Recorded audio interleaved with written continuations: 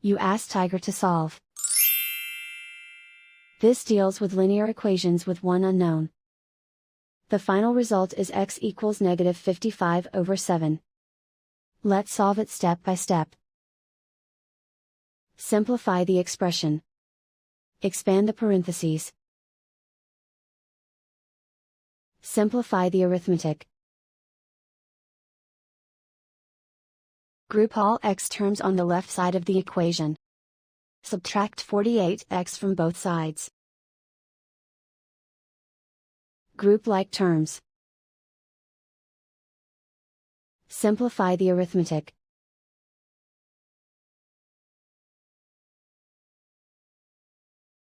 Group all constants on the right side of the equation. Subtract 55 from both sides. Simplify the arithmetic.